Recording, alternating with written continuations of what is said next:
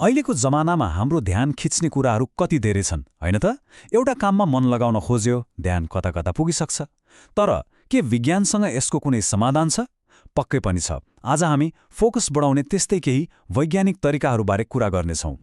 कुनै काम सुरु गरेको एकैछिनमा मन यताउता भड्किन थाल्छ। फोन हेर्न मन लाग्छ, अरू नै कुरा सोच्न थालिन्छ। यो समस्या हामीमध्ये धेरैको हो नि, र यो आजको समयको एउटा ठूलो चुनौती पनि हो।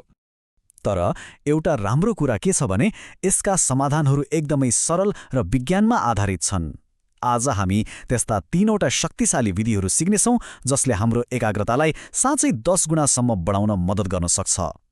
ल सुरु गरौँ पहिलो विधिबाट। 60 सेकेन्डको निशाना। सुन्दा जति सरल लाग्छ, यो काममा त्यति नै प्रभावकारी पनि छ।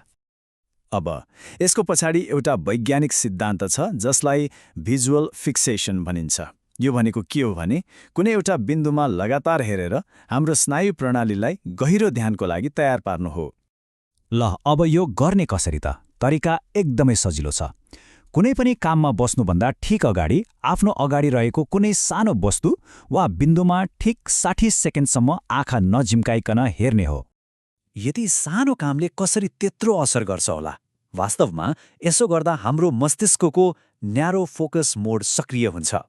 यो मोड अन भएपछि वरिपरिका अरू कुराहरूबाट ध्यान स्वतः हट्छ र हाम्रो पूरा ध्यान केवल एउटै काममा केन्द्रित हुन थाल्छ। ल फोकस सुरु गर्न त सिक्यो, तर कहिलेकाहीँ त काम सुरु गर्नै जाँगर चल्दैन नि। हो, त्यही अल्छीपनालाई जित्नको लागि हो हाम्रो दोस्रो विधि 5 मिनेटको ट्रिक। यो एउटा एकदमै चलाक मनोवैज्ञानिक तरिका हो। कहिलेकाहीँ कुनै ठूलो काम देख्दा दिमागले यो त सक्दिन भन्छ। यो विधिले हाम्रो दिमागलाई चलाखीपूर्वक फकाउँछ। धेरै होइन, थोरै मात्रै त हो नि भनेर काम सुरु गराउँछ। यसको लागि गर्नुपर्ने के हो भने आफैसँगै एउटा सानो बाचा गर्ने। यो काम धेरै होइन, म केवल 5 मिनेटको लागि मात्र गर्छु, बस यति मात्रै। अनि यहाँनिर हुन्छ खास जादु। 5 मिनेट काम गरिसकेपछि हाम्रो मस्तिष्क प्राय फ्लो स्टेट भन्ने अवस्थामा पुग्छ। यो एउटा यस्तो अवस्था हो जहाँ काममा यति डुबिन्छ कि समय बितेको पत्तै हुँदैन। अनि त्यो बिन्दुमा पुगेपछि काम रोक्नुभन्दा त जारी राख्न नै सजिलो लाग्न थाल्छ। ल अब जाउँ तेस्रो र अन्तिम विधिमा। यसलाई फिजियोलोजिकल साई भनिन्छ र यसले हाम्रो दिमागमा मात्र होइन, सोझै शरीरमा काम गर्छ। यो तनावको बेला शान्त र एकाग्र हुनको लागि हाम्रो शरीरभित्रै रहेको एउटा जैविक हतियार जस्तै हो। फिजियोलोजिकल साई एउटा विशेष किसिमको सास फेर्ने तरिका हो। यो कुनै नयाँ कुरा होइन।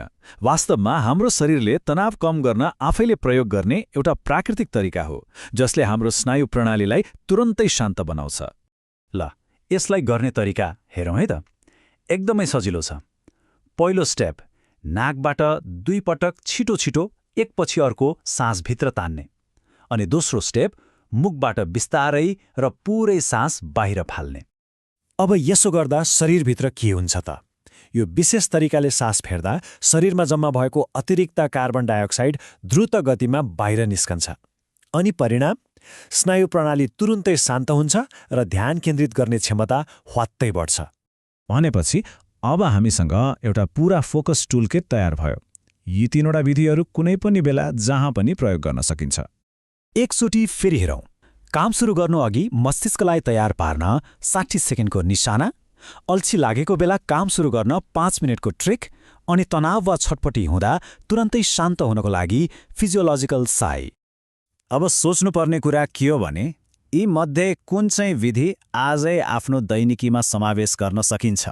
किनभने कहिलेकाहीँ यस्तै एउटा सानो वैज्ञानिक परिवर्तनले पनि हाम्रो काम गर्ने तरिकामा ठूलो र सकारात्मक फरक ल्याउन सक्छ।